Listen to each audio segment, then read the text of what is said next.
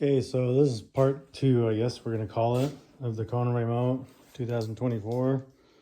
Wouldn't turn on, thought it was water in the plug.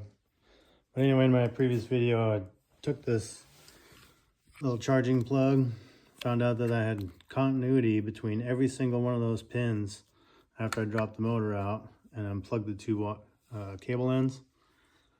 I had continuity in there, and you can see in my previous video, all the balls of solder were so close together I can even fit a razor blade in between there. Well, I ended up digging deeper into the issue, cleaning it out, and I got a cheap ass soldering iron, and I ground the point down really pointy. I don't know if you can see that, but I just used that as a spoon to kind of heat and scoop all that, I don't even know what they call it, plastic gooey stuff in between all the terminals. And I found out that the balls of solder were, zigzag paper thickness away from each other. And there's also little fingers. But when they stripped the wires before they soldered them on, those little strands, basically, you have the red and the black, then you have the 3 individual ones. So when they strip the wire back,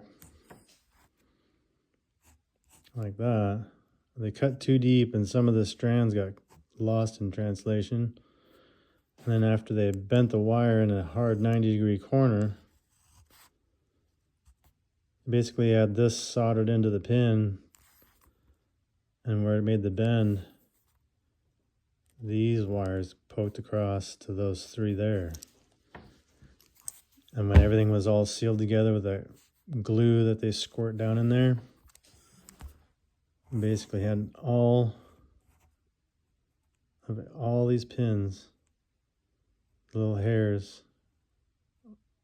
It's like 1 to 2 hairs from each one of these 2, ground them, the hot in the ground, all making connections in there. And it's all because they bent the wires down in that hard 90 over the top of these. And then those little hairs were just poking through. There's literally no room. So all I ended up doing was, on all 5 of those pins,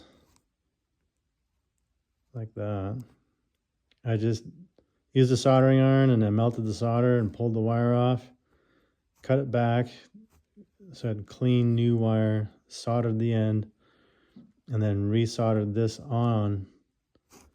And I also slid a small piece of heat shrink over this, and then I slid that down over the top of that and heat shrink this, and I did that to this wire, and then same with all 3 of these.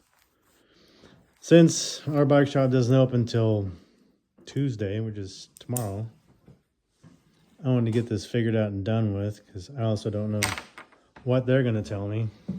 So everything worked. Had no resistance between any of those wires. Now the bike, when you hold the button down, turns on. I took it for a little road test. It's kind of dark out, but had to make sure it works. Now it turns on and off just like it's supposed to. No issues. So hopefully that helps you guys out if you have an e-bike that has the Shimano motor, Dafron battery. I don't know if Dafron makes this plug, but that is definitely an issue. Don't replace this until you check continuity there. Thanks for watching.